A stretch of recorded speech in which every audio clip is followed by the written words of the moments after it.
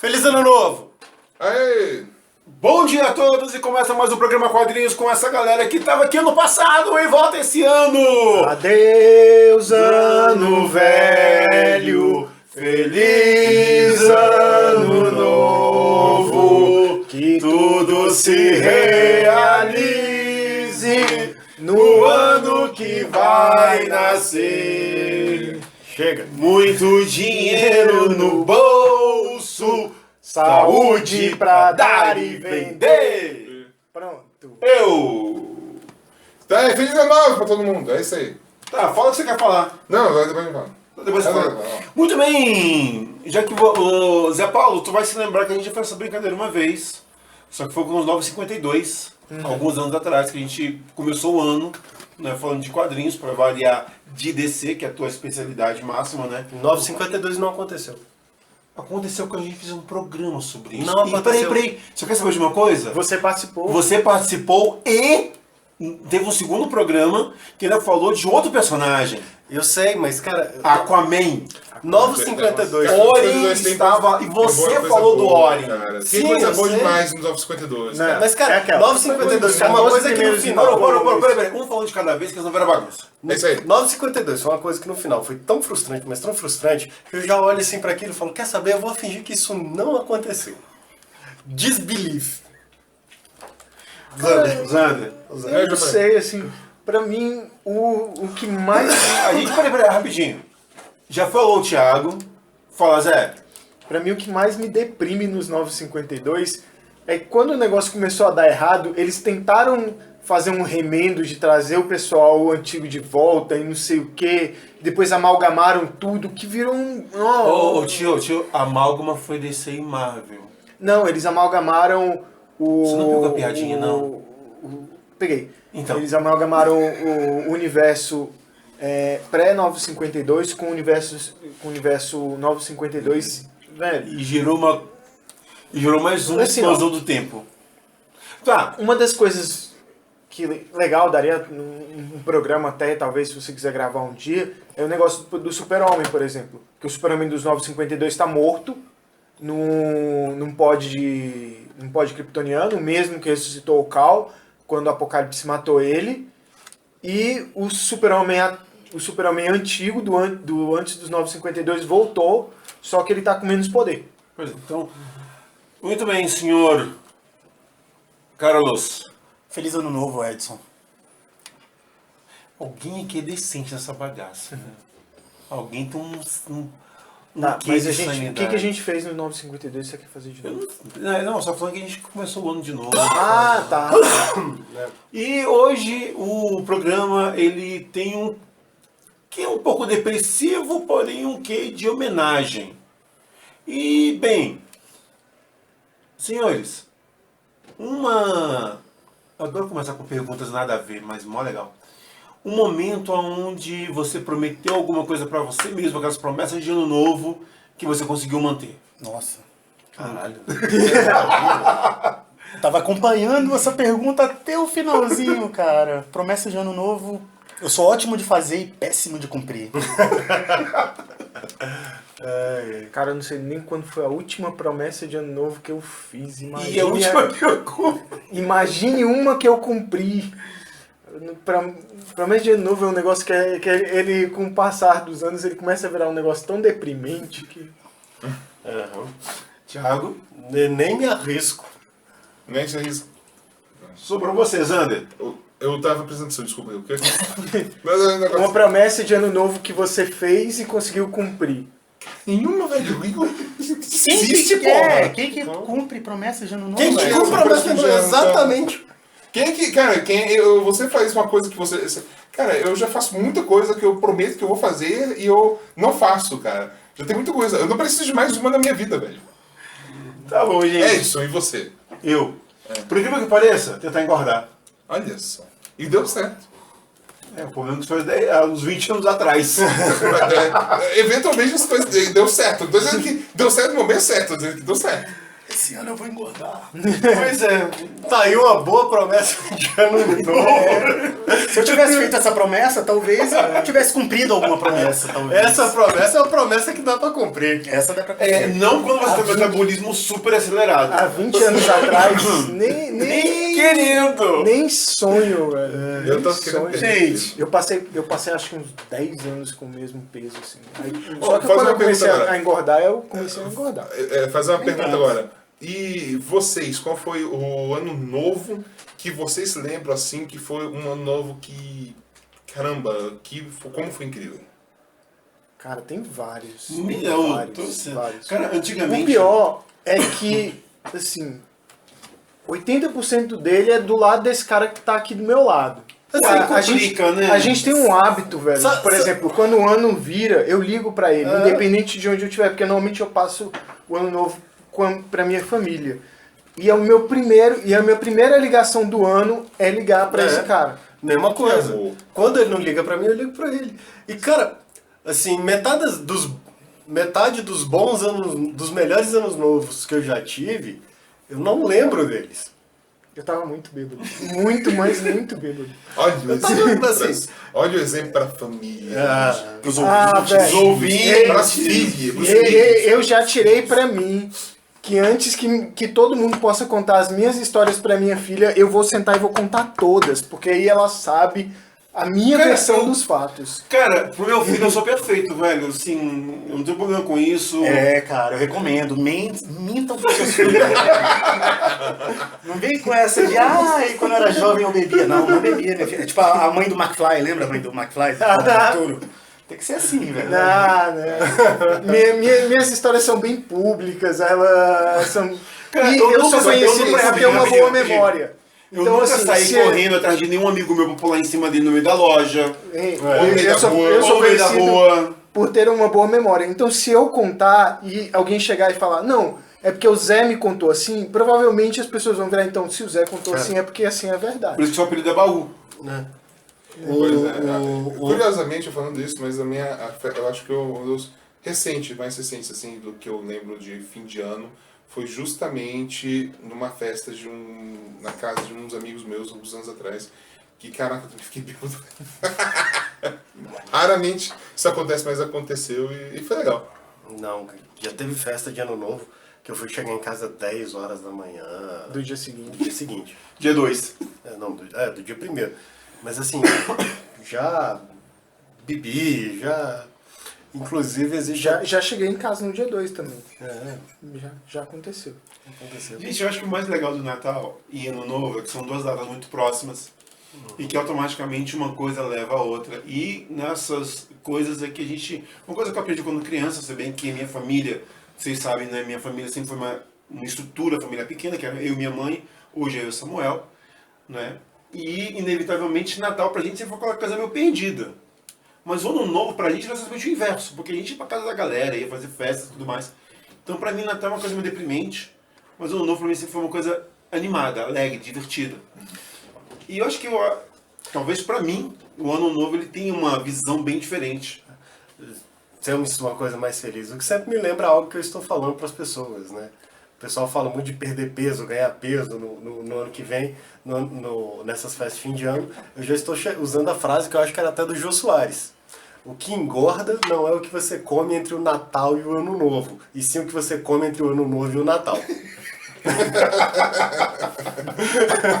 Carlos, É um pequeno detalhe. pequenos detalhes, né? Carlos, e você? Gente, eu acho que eu não posso falar assim no rádio assim não, cara.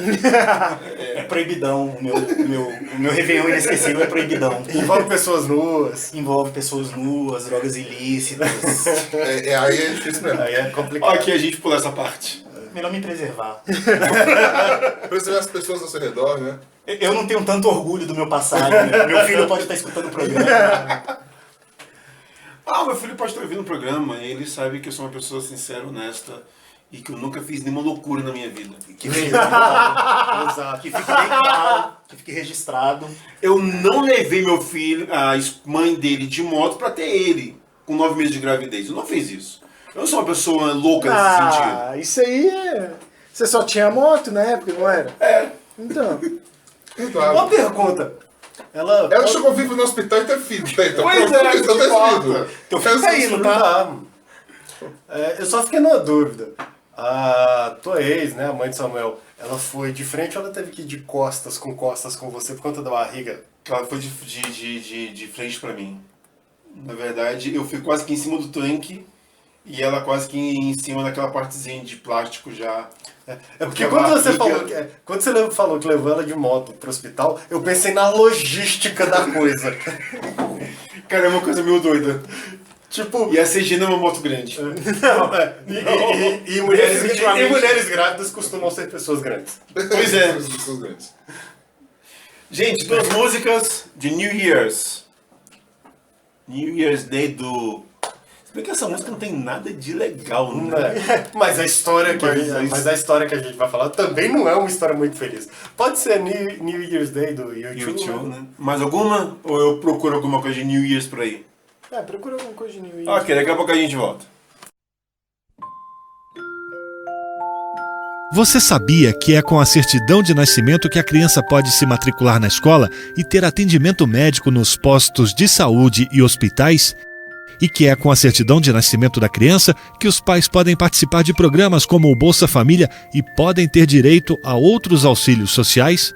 Mais ainda, é a certidão de nascimento que permite tirar outros documentos da vida adulta, como a carteira de identidade e o título de eleitor. Então veja que importante é a certidão de nascimento. Mas se os pais não tiverem a certidão dos filhos, é só ir ao cartório da cidade e pedir para tirá-la. Não importa a idade, não existe multa e o documento é de graça. Isso é lei. Na nossa rádio, direitos humanos são de todos nós. É assim que a gente vai conquistando o nosso direito à cidadania. Muito bem, a história que a gente vai falar, ela não foi publicada, a história não é envolvida em Ano Novo. Não é? Porém, ela foi lançada no Ano Novo, não é? De 2000, ó, de 84, 85, 83. Acho que é 83. Vamos confirmar isso. Tá confirmando. E ela é uma das histórias mais icônicas de um personagem que não é da DC para a tristeza do senhor Zé Paulo. Não, nenhuma. Zé Paulo, você é decenalta. Então, para a tristeza do Zé Paulo! Inclusive, eu gosto desse personagem. Foi depois do... Meu último personagem que eu deixei de acompanhar na Marvel foi o Demolidor. Quando, né, ele virou o líder do Tentáculo e... Por favor. Isso não existiu. É outra coisa que eu falo, cara. Isso não existiu. Como líder do Tentáculo não existiu. Ignore que foi feito. Mas antes dele, eu acompanhei por muito tempo. Muito tempo. Foi o meu primeiro personagem da Marvel e vamos falar de um dos personagens mais icônicos da Casa das Ideias. Uma coisa, por conta dos novos filmes, né, eu tive um aluno que no meio da sala de aula ele falou: quem é o Homem-Aranha? Quem é o Homem-Aranha? Quem ele pensa que é? Quem importa é o Stark ou Rogers? Eu olhei pra cara dele: cara, eu não sei em que realidade você veio. Lembrei, realidade dos cinemas. Que o Parker acabou virando um ser pouco abaixo. O que eu acho legal é que quando você pega os quadrinhos, o Homem-Aranha, ele é literalmente o grilo falante do universo Marvel. Quando a galera tá começando a viajar demais, quem traz os outros heróis pro bom senso costuma ser o Homem-Aranha. De virar assim para eles e falar: gente, porra, vocês realmente vão fazer isso? Sério mesmo? Normalmente é assim. Aí por isso esse negócio do grilo falante, ele é a consciência do universo Marvel, e isso eu acho bacana. Justamente porque isso que ele é o cara que vira... Ele é um dos personagens mais humanos, ele é um dos heróis mais humanos dos quadrinhos. Né? Justamente por isso. Né, nessa questão de humanizar os heróis da... Vamos dizer assim, que foi o grande diferencial do lançamento da Marvel, né? O início da Marvel.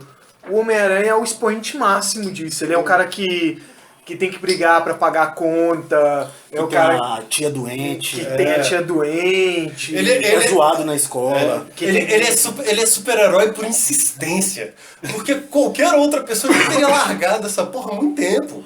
Eu acho que, assim, um personagem das antigas, mas eu acho que hoje se encaixa bem, porque é a humanidade como a doença mental, o sofrimento psíquico como característica da humanidade, né, cara? Porque o Homem-Aranha é bem, né? A gente tava falando a criação do Clark Kent, né? Que levou ele a ser né, ser o Superman.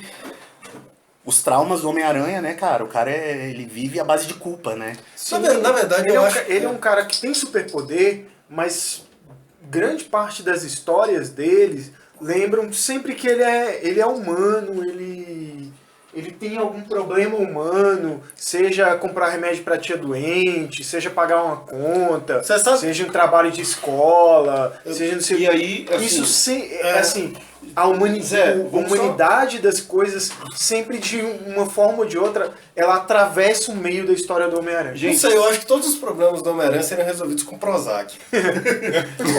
Gente, só uma coisa importante, eu sempre gosto de falar isso, e quando a gente fala de Homem-Aranha, assim, vocês estão falando do Homem-Aranha do começo dele, mas vamos lembrar que os heróis, eles começam, não super-heróis, mas os heróis começam com Flash Gordon, Fantasma e Sombra e companhia, até o Cid, até o Batman de fazer. Sim, todos, até o Parker, todos têm uma estrutura básica. Todos são homens, adultos, ricos ou se não ricos, patrocinados por alguém com boas profissões. E de repente a gente tem um personagem que é literalmente o inverso. Ele é um moleque, se não me engano, 15, 16 anos. Pobre. 14, 15 anos. 14, 15 anos, né? É. Pobre. Então, quando a gente fala do... Lembra a primeira versão? Acho que é muito... Não sei quando é que foi que a gente estava falando isso, acho que talvez até com o Marinho. O Homem-Aranha é aquele cara assim que a vida do Peter Parker é uma vida tão ruim que seu Homem-Aranha é a única válvula de escape que ele tem. É a melhor coisa que aconteceu com ele. E tem uma coisa bem curiosa, né? Que eu fui colocar em perspectiva, né? Eu lembrando agora que eu estava jogando o jogo de PlayStation 4 do Homem-Aranha. E em um determinado momento eles comentam que o Homem-Aranha está há 10 anos na vida de super-heróis. E ele tem 26 anos. Ou seja, ele começou aos 16, ele começou muito jovem e já tem 10 anos que ele passa por tudo isso. Então, quando você coloca essa perspectiva de que ele começou muito jovem e que muito cedo ele já tem muita experiência, você vai somando, né? E você vai bem botando em perspectiva que ele já tem uma experiência muitas vezes até maior do que muitos super-heróis, por conta dessas questões, né? E ao mesmo tempo que ele é um super-herói, ele tem que sobreviver, ele tem que pagar contas, ele tem essas coisas todas que vocês já falaram.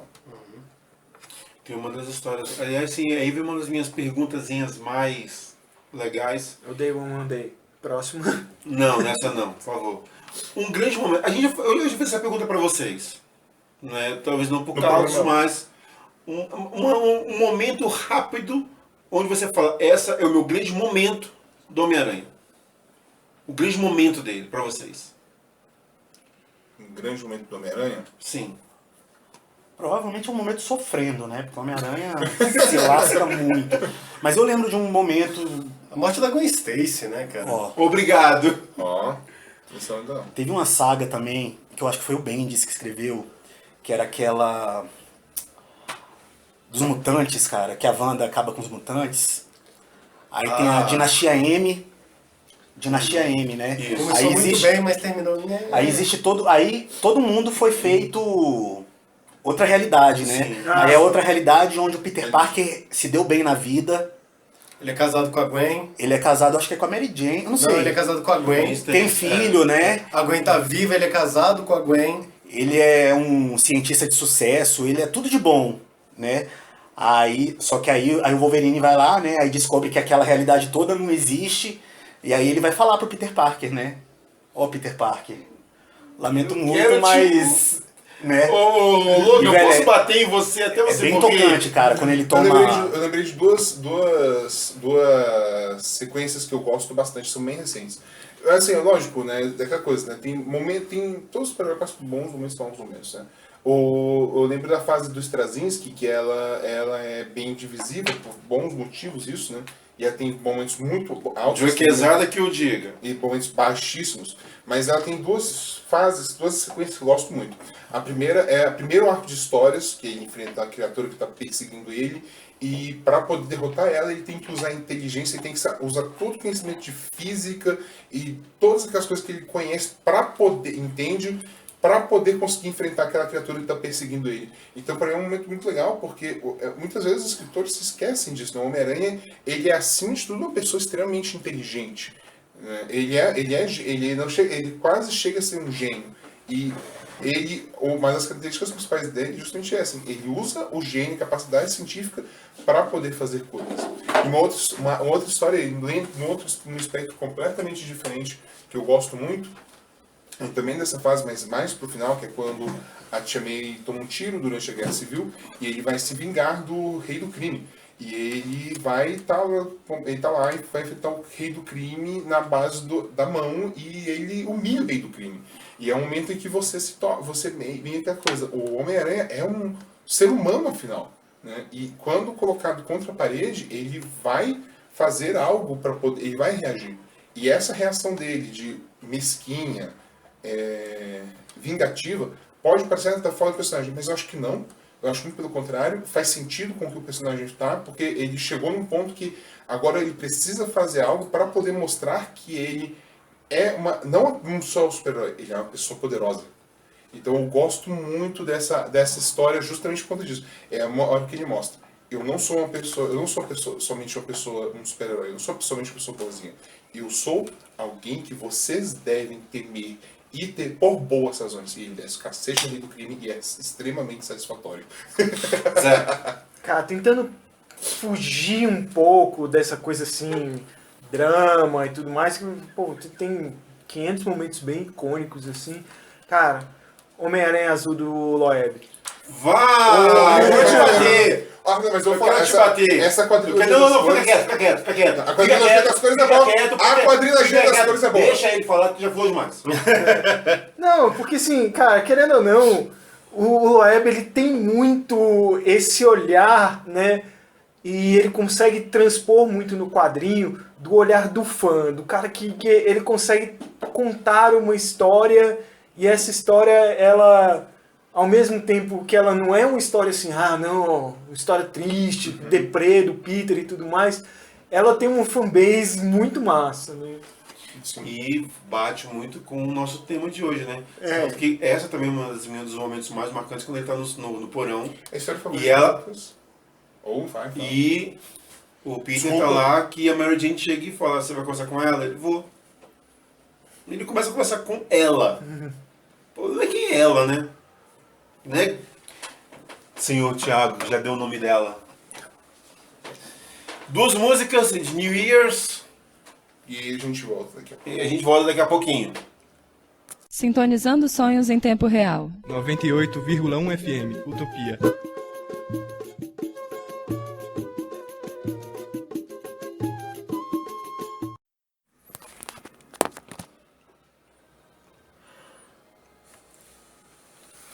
O menino que colecionava Homem-Aranha.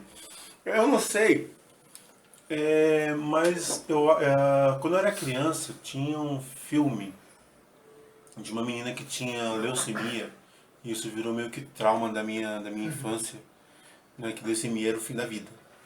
E aí todo final de ano passavam esse maldito filme, lindo, que eu chorava horrores. Eu pensava, cara, a leucemia é o fim de tudo. Porque a guria morria no final. E agora a gente vai partir para uma história de um menino... São as 2 formas de fazer pessoas chorar no cinema. Câncer e cachorros. Eu não choro com cachorros. As principais. Eu não choro com cachorros. Tá. É um problema da sua alma. Sua alma negra, sombria e corrompida. Mas... é que um belo dia o Homem-Aranha está enfrentando um vilão.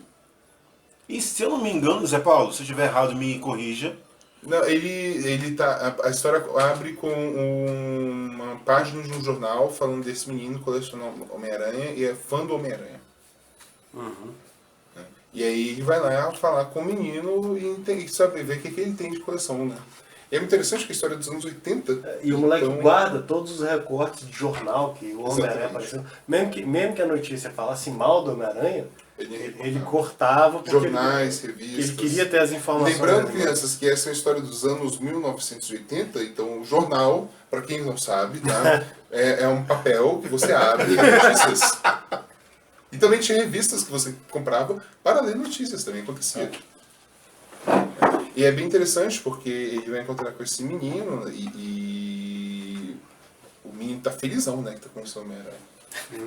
Só que, e assim, e eles passam, acho que é uma noite inteira conversando. Eles ficam conversando, o menino mostra os recortes do jornal. Ele leva o menino pra passear com Não, ele fica ele bota o menino pra balançar na teia e vai explicando os poderes dele, né? Vai explicando os poderes, o que ele consegue fazer e tudo mais. Conta um pouco do passado dele também, o que aconteceu pra Aí poder... o moleque pede pra ele falar a identidade secreta, né? É a última coisa que acontece, né? E aí vai contando, né, que o menino tá lá, na nossa situação, só que ele não vai dizendo por que o menino é especial, por que é especial o menino tá lá.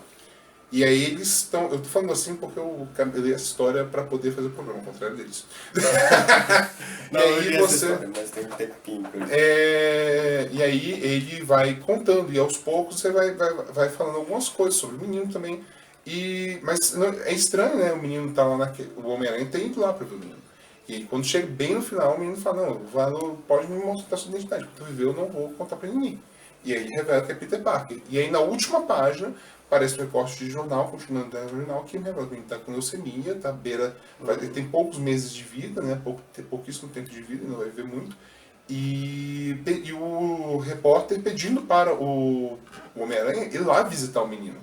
Né, que ele é muito fã do menino. E é muito louco, acaba a história, o Homem-Aranha com a cabeça baixa, assim, tipo, querendo chorar, porque ele, por conta da situação horrível, né? História tocante mesmo, né, da Marvel. Exatamente. E era uma época, nos anos 80, foi uma época que a Marvel fez isso, né, cara? Porque já era característica da Marvel ter os heróis humanizados, né? Bem humanizados. Mas eu mesmo, eu lembro quando eu era molequinho, eu comprei A Morte do Capitão Marvel. Nossa, cara, eu também lembro disso. Roger Stern e a arte é do Romita Jr. Ah, tá. Cara, os anos 80 da Marvel, cara, acho que foi um dos grandes pontos da Final dos anos 70, da editora. Dos anos 80. Porque ela escreveu histórias maravilhosas sobre o Homem-Aranha, extremamente humanas, e foi a época em que eles fizeram a melhor discussão sobre racismo já feita até hoje em quadrinhos. Que foi a fase dos X-Men, do Chris Claremont e do... Sim. A fase dos anos 70, Sim, 80. E o interessante é que é um racismo que envolve um pouco não, é muito de religiosidade. Preconceito, né, no geral. Preconceito no geral. E o momento onde a Marvel, ela senta e fala, olha, vamos... Já que nos anos 60 nós éramos bons em trazer os problemas humanos, vamos fincar logo o pé na jaca e trazer problemas para valer. Então, foi onde, se eu não estou enganado, no final dos 70, o Stark, que envolve o seu... Aliás, aparece alcoólatra. É a época do Demônio na Garrafa. Demônio na Garrafa. Onde os X-Men finalmente aparecem como sendo o problema racial, onde o preconceito é colocado a níveis abissais. E aí você tem aquela... Que é sempre legal pra caramba quando você para pra pensar que a relação Magneto-Xavier é muito inspirada naquela questão do Martin Luther King e Malcolm X. Sim. Apesar do Malcolm X e o Martin Luther King, acho que nunca se encontraram. Contrário, pessoalmente se encontraram. Eles se encontraram, mas os dois sabiam que tinham visões bem opostas. Aquele negócio tipo, olha, a gente tá aqui, eu sou muçulmano, você é batista, mas eu quero a supremacia e você quer convivência pacífica. Livre convivência. Livre convivência, uma coisa linda. E tem essa história aqui, afinal de contas, qual é a função do herói?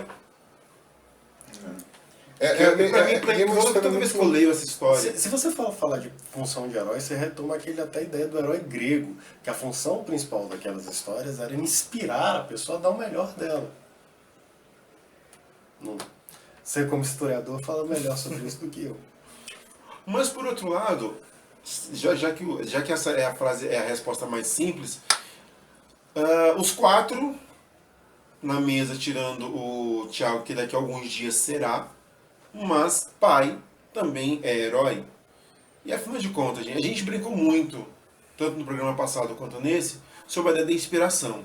Né, da gente falar o que a gente vai falar, o que não vai falar. Inevitavelmente, nossos filhos acabam de uma maneira ou outra, bem ou mal, certo ou errado, olhando pra gente como inspiração. Sim, De fato. E o Peter agora, não o Homem-Aranha, mas o Peter, de repente, ele se vê como inspiração de alguém. Como devoção de alguém. E mesmo que esse alguém não esteja, né, numa situação de, não tanto de falar, né, de quase morte. Como é que a gente se entende como inspiração de alguém? Como é que vocês se veem como sendo a inspiração? Já que esse é o próprio tema do quadrinho, no fim das contas. Cara, isso é um pesadelo, velho. Nossa. Olha, Não, sério, deixa eu terminar. Minha filha tem 5 anos. E é muito comum, né? Você vê uma homenagem de Dia dos Pais, um não sei o quê, alguém virar, escrever um cartãozinho, assim, eu quero seguir os seus passos, né? Eu quero fazer não sei o quê, andar pelo caminho que você andou. Cara, eu conheço o caminho que eu andei, eu sei que caminho chato que ele é, o tanto de cabeçada que eu dei, o tanto de coisa que eu fiz. Eu não quero que minha filha ande no meu caminho. Eu quero que ela ande no caminho dela. E que algum dia ela possa virar assim e falar: pai, valeu, eu trilhei o meu caminho e você estava lá para dizer assim: olha, do jeito que eu andei, você falou, vai embora. Né? É muito estranho assim, alguém vira assim: pô, você quer que a sua filha vire médica? Você quer que a sua filha vire no seu... Cara, não posso dizer assim, eu vivi essa expectativa do meu pai de querer que eu fosse médico porque ele tentou e não conseguiu, apesar dele nunca ter falado isso, mas eu sei que rolou. Então, assim, eu tento ao máximo assim, virar e não imputar desejos meus, imputar expectativas minhas na minha filha. Eu quero que ela seja o melhor dela, né? E do jeito que ela seja feliz. Assim, na minha opinião, por ter visto meu pai fazer isso a vida inteira, não existe nada pior na vida do que você acordar, colocar uma roupa e trabalhar no emprego que você não quer, você não gosta, por precisar daquele dinheiro. Acredito que com o passar do tempo não tenha sido isso a vida do meu pai inteira. Mas ele queria medicina. Só que meu avô faleceu quando meu pai tinha 14 anos. Todos os irmãos dele tiveram que começar a trabalhar cedo. Então meu pai teve que abandonar parte dos sonhos dele para pegar o primeiro emprego que apareceu e tocar a vida. Meu pai trabalha desde pequeno, né? Então assim, pô, você inspira. Cara, eu não quero que ela se inspire em mim. Não desejo. Eu quero que ela sonhe, que ela tenha os sonhos dela e que eu esteja ali do lado dela pra gente falar, vambora. Carlos. Fiquei até emocionado com essa palavra. Não, pior sou eu, quando eu quero cortar ele, eu não consigo. Não, cara, é um exercício diário mesmo, né, cara? Ter filho é uma responsabilidade, né? Você servir de exemplo é sempre uma responsabilidade, né? Assim, eu não fujo muito dessa responsabilidade, não, até porque às vezes a gente vê nossos filhos escolhendo alguns exemplos que você fala, não, filho, é melhor você se inspirar. Olha pra mim. Olha pra mim. Né? Entendo perfeitamente o que você tá falando, né? Mas hoje em dia tá tão difícil ser humano, cara. Ser um ser humano, né, cara? Tanta informação, tanta coisa. A informação em excesso nos desumanizou. Totalmente, cara. Isso Totalmente. É uma coisa complicada. Então, assim, hoje em dia, essa questão de você ser exemplo e tal, é uma responsabilidade a mais. Porque eu acho que é mais importante hoje você estar presente, não como exemplo, mas pelo menos a sua presença, saca? De você estar lá pra sua filha, pelo menos pra ser uma bússola moral, no sentido de que as coisas estão muito tortas, né? Não que tenham sido fáceis, né, algum dia, mas hoje tá complicado. É engraçado porque tem algum tempo, né, minha filha às vezes ela faz coisas assim, né, e me deixa muito feliz, mas isso me marcou, porque também foi bem recente. Ela virou pra mim e falou: papai, você é meu super-herói e você é o Hulk, porque você é muito forte. E assim, a simplicidade dela, né, e ela gosta de um personagem porque lembra o pai dela, e lembra o pai dela porque é forte. E ela entende, ela acha que eu sou forte por quê? Porque eu pego ela, carrego, levo ela para os lugares. E você é grande. Eu sou grande.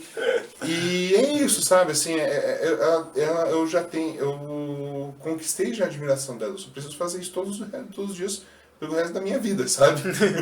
Mas eu consigo, sabe? Eu tenho isso porque é ela. E é isso, sabe? Então, eu sou inspiração para ela. Aconteceu, sabe? Simplesmente aconteceu porque ela me vê como alguém que é um super-herói, que é forte e grande e capaz de fazer tudo aquilo que eu acho que eu sou capaz. Tiago, você não é pai ainda, mas... Uma questão de meses, né? Uma questão de meses. Sendo muito sincero, minha mulher está grávida de 5 meses. Eu achei, durante muito tempo, que eu não ia ter filhos, principalmente porque eu sou um pessimista por natureza. Eu não consigo acreditar que o mundo daqui a 20 anos vai ser melhor do que ele está agora.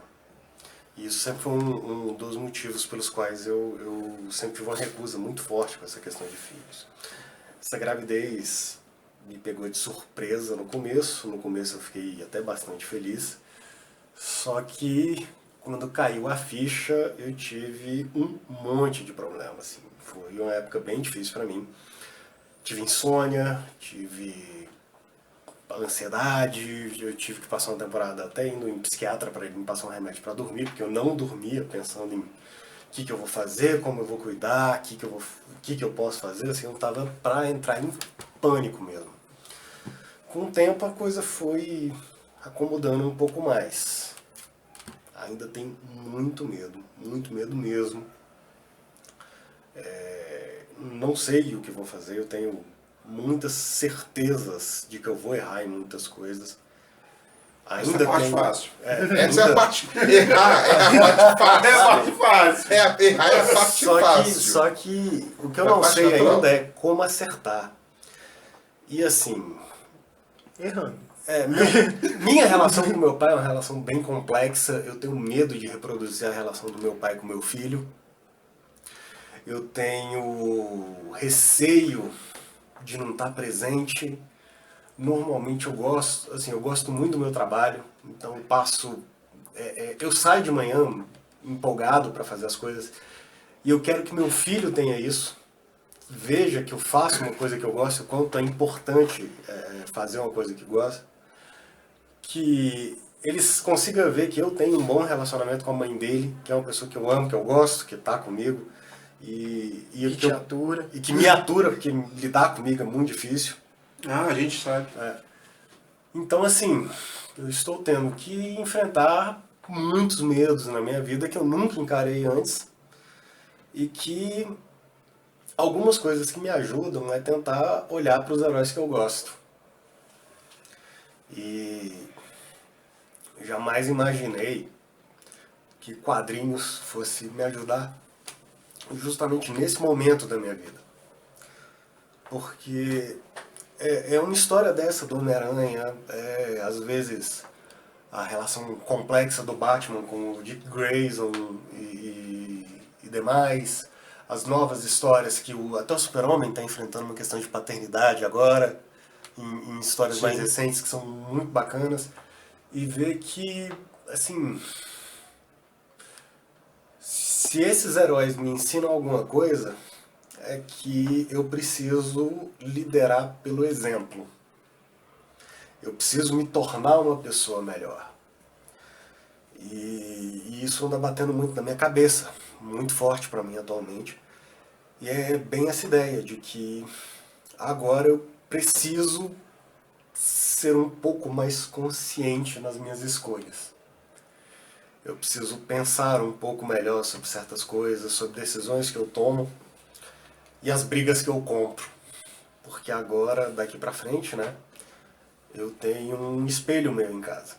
E o que eu fizer vai influenciar a vida dele. Tá certo. Sabe qual é legal, Thiago? Eu sei que você quase chorou. Mas o legal é que, assim, todos nós, acho que talvez eu e o Tosh que estamos há mais tempo nessa... Mas falta Essa você jornada. falar, hein? Exatamente isso. Não adianta querer enrolar, não, que a gente vai chegar nisso se você falar também. Vamos acabar com a sessão de terapia, né? Acabou por hoje, o programa foi embora e tal. Sabe qual é o foda? O foda é fazer terapia com pessoas que eu não conheço. Pois é. Seja lá quem estiver ouvindo. E o mais legal é que quando o Samuel estava para nascer, eu tive essas mesmas dúvidas, questionamentos e... Bem, o Edson, como todo mundo já sabe, tem sérios problemas de comportamento, convivência e afins. E, cara, o que você falou eu me vi há 23 anos atrás. Meu filho com 1 ano e pouco, aliás, com alguns meses, e ferrou minha vida. O que vai ser? E todas essas questões a gente vai construindo com o tempo. É como o Zé e o Zé até falaram, a gente vai meio que consertando e meio que consertando os erros, meio que achando o que é certo é errado, o que é errado é certo. Uma coisa que eu sempre falei muito com a mãe de Samuel, minha esposa, é que a gente queria um manual de instruções. Porque não vem com manual. Não vem. Então, como não vem com manual... Deveria vir. Pois é, não vem com manual, a gente tem que aprender a lidar com o que está vindo. Tem momentos fáceis? Tem momentos onde você vai falar, pô, cara, acertei. Só que quando passa 2, 3 anos, você fala, cara, não acertei não, velho. Tá longe de acertar. Tem um filho de 23, e aí eu olho assim, Samuel e eu, a gente passou por muita coisa. A gente já tem aí um longo período juntos. Há uma questão assim que, acho que eu nunca disse isso, mas existe uma questão sobre o Edson que sempre me trouxe uma grande admiração sobre ele, e acho que eu nunca falei. Você já parou para pensar o quão raro você é? Não. Você foi um cara que se reorganizou toda a sua vida quando o seu filho foi morar com a sua ex-esposa fora de Brasília e lutou até o final para que ele voltasse a ficar contigo. Samuel mora só com você desde os 14 ou 15 anos dele. Eu e minha mãe, né? Só com vocês dois. Você já parou pra pensar o quanto isso é raro hoje em dia? Você ter um homem que... Tudo bem, vem dessa questão da sociedade machista que a gente tem. Você tem um homem que ele efetivamente brigou para que o filho estivesse com ele o tempo todo, depois de uma separação, depois de uma mudança de cidade. Assim, é extremamente raro ver isso. Eu vi outro dia, né? Não, assim... Gente, eu quero acabar o programa. Um assunto eu quero acabar o programa, tangencial. Tá, a gente já vai acabar. Um assunto tangencial, mas assim... Então é engraçado. Tipo, eu estava falando da questão de ter fraudário em banheiro masculino também. Sim, acho que o Zander já passou por isso, demais. por essa mesma situação que eu já passei. Menos que o Edson, porque eu fiz já com 23 meses, eu passei também. Né? A gente já passou em situação a Luciana tá em casa, eu ter que cuidar da Cecília chorando porque ela não queria ficar só comigo, pro Zé ir no banheiro. Porque não dá pra você entrar com uma criança, uma menina, num banheiro masculino.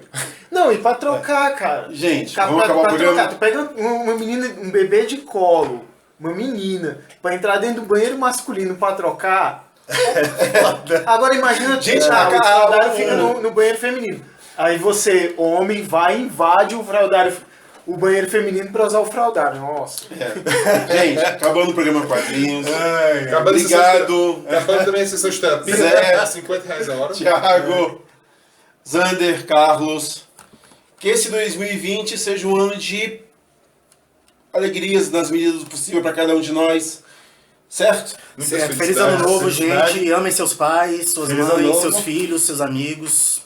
Feliz ano novo pra todos. E leiam quadrinhos pra gente continuar tendo o que falar. Leiam quadrinhos. O que gravar. E continuando com a minha frase Essa frase do Carlos eu vou anotar, leiam quadrinhos. Se você está ouvindo a rádio, nosso programa pela rádio, continua com a programação da Rádio Utopia. Se não, estiver ouvindo pelos streamers da vida, no YouTube da vida, vai viver tua vida. Bom dia, boa tarde, boa noite.